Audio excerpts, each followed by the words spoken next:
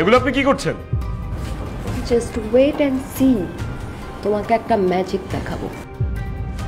আরে আরে কি করছেন? ছাড়েন, ছাড়েন ম্যাডাম, ছাড়েন ম্যাডাম। এসব কি হচ্ছে? এই অসভ্যটা আমাকে একা পেয়ে আমার সর্বনাশ করার চেষ্টা করছে। না না না না স্যার, মিথ্যা কথা স্যার। আমি ম্যাডামের সর্বনাশ করার চেষ্টা করছি না। ম্যাডাম নিজে আমাকে এই রুমে ডেকে জড়িয়ে ধরেছে। খবরদার, একদম মিথ্যা কথা বলবা না। ড্যাড, আমি কি পাগল? আমি কেন ওকে জড়াই ধরবো? তোমরা ওর কোনো কথা শুনবে না। ওকে এক্ষুনি পুলিশের হাতে ধরাই দাও। তোর এত বড় সাহস, তুই আমার মেয়ের সর্বনাশ করার চেষ্টা করছিলি? হ্যাঁ স্যার বিশ্বাস করেন স্যার, আমি ম্যাডামের ক্ষতি করতে চাইনি স্যার। ম্যাডাম ইচ্ছা করে নাটক সাজিয়েছে স্যার। আপনি সিসিটিভি ফুটেজ চেক করতে পারেন স্যার, তাহলে আপনি সব বুঝতে পারবেন। আনিস সাহেব। জি স্যার। আধা ঘন্টা যাবত এই রুমে যা যা ঘটেছে তার প্রত্যেকটা সিসি ফুটেজ আমার দরকার। কুইক নিয়ে আসেন। জি স্যার, নিয়ে আসছি।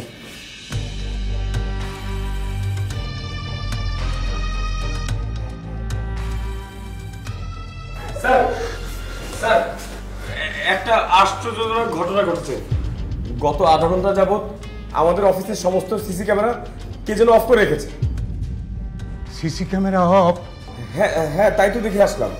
ড্যাড, আমি শিওর এই অসভ্যটা আমার সর্বনাশ করবে বলে অফিসের সব সিসিটিভি ক্যামেরা অফ করে রাখছে, যাতে তোমরা কেউ ওকে ধরতে না পারো। এই জন্য সে এখন সিসিটিভি ক্যামেরার কথা বলছে। তুই একদম ঠিক বলেছিস। এখন 100% বিষয়টা আমার কাছে ক্লিয়ার। তুই আমার মেয়ের সর্বনাশ করতে চেয়েছিলি, তুই আমার মেয়ের ইজ্জতে হাত দিয়েছিস।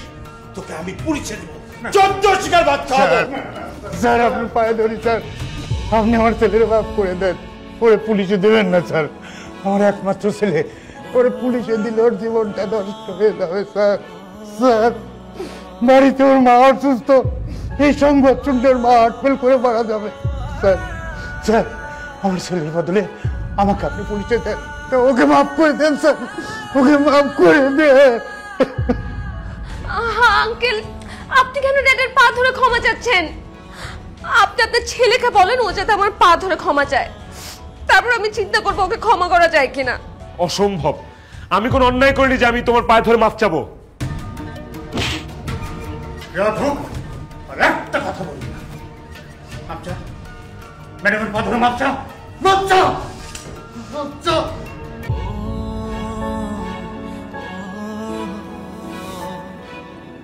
ম্যাডাম, আমার ভুল হয়ে গেছে, সরি, আমাকে মাফ করে দিন। ড্যাড, ছোট লোকদের মেরে আমরা আমাদের হাত নষ্ট করতে চাই না। তুমি ওকে ক্ষমা করে দাও। আজকে আমার মেয়ে শুধু তোকে মাফ করেছে বলে তুই প্রাণে বেঁচে গেলি, নইলে আমি তোকে পুলিশে দিতাম। তার যদি তোকে আমি আমার মেয়ের আশেপাশে দেখি না, তোকে আমি একদম জানে মেরে ফেলবো। বেরিয়ে যাবো অফিস থেকে।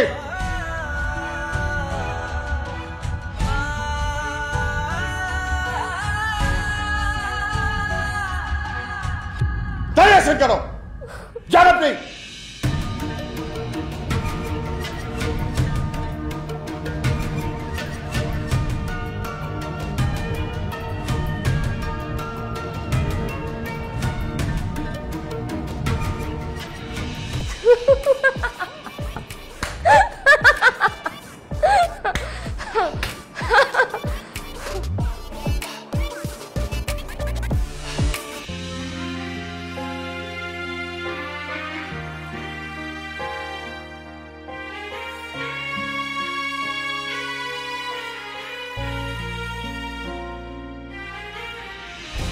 আব্বা, এই আব্বার কি হয়েছে?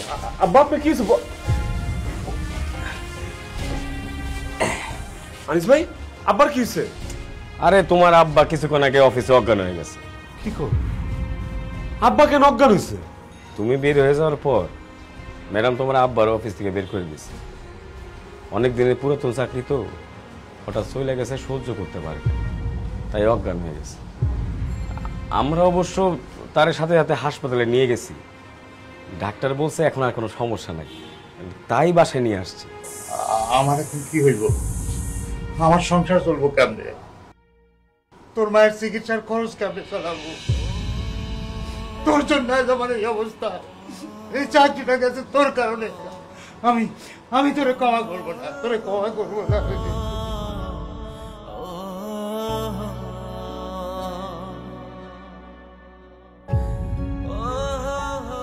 ভুল যা করছে আমি করছি, শাস্তি যা দেওয়ার আমারে দিছে।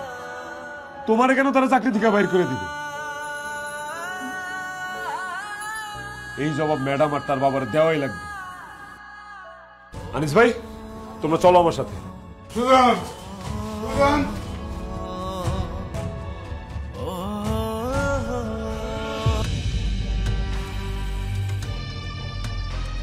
তোর সাহস কত বড়? তুই আমার বাসার মধ্যে ঢুকে পড়ছিস? কারো বাসায় ঢোকার জন্য সাহস লাগে না, ইচ্ছা লাগে, ইচ্ছা। আমরা গরিব হইতে পারি, আমাদের টাকা না থাকতে পারে, কিন্তু আমাদের বুক ভরা সাহস আছে। এই তোর সব ভাষণ বন্ধ কর। তুই আমাদের বাসায় কেন আসছিস আগে সেটা বল। অন্যায় করলে আমি করছি, আপনারা আমাকে শাস্তি দিচ্ছেন, আমি সেটাও মাথা পাইতে নিচ্ছি। আমার আব্বা কি দোষ করছে? আমার আব্বাকে কেন আপনারা চাকরি থেকে বরখাস্ত করলেন? তোর বাবা আমাদের অফিসে চাকরি করুক সেটা আমি চাই না, এই কারণে তোর সাথে সাথে তোর বাবাকে অফিস থেকে বের করে দিয়েছি।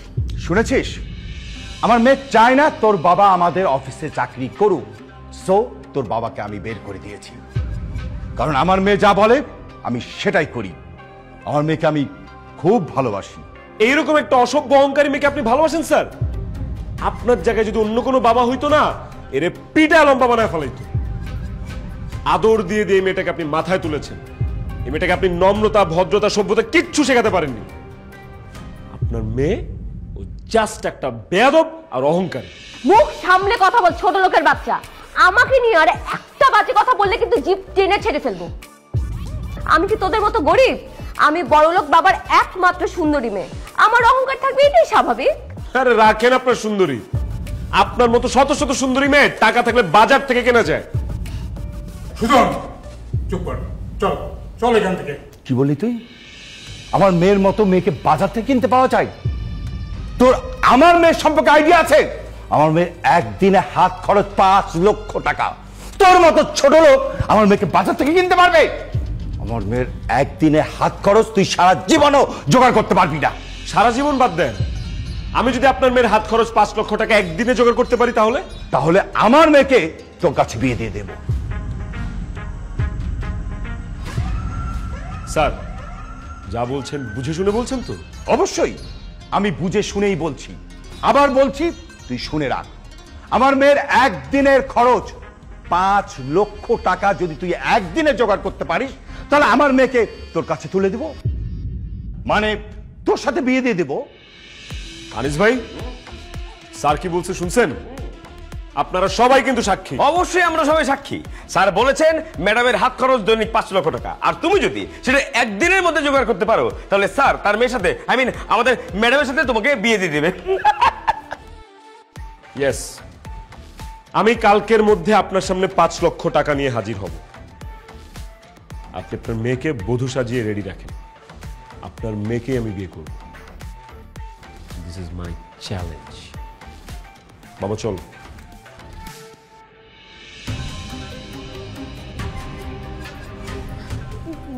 তুমি এটা কি বললা? এই ছোট লোকের বাচ্চা যদি একদিনে 5 লাখ টাকা জোগাড় করে ফেলে তখন? তোর তুই এত চিন্তা করছিস কেন?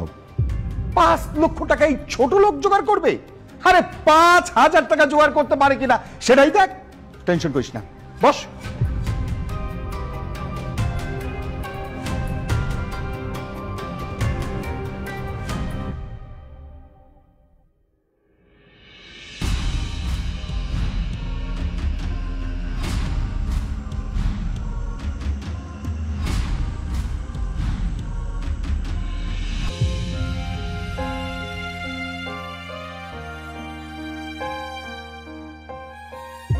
আব্বা, তুমি এত টাকা কই পাইলা?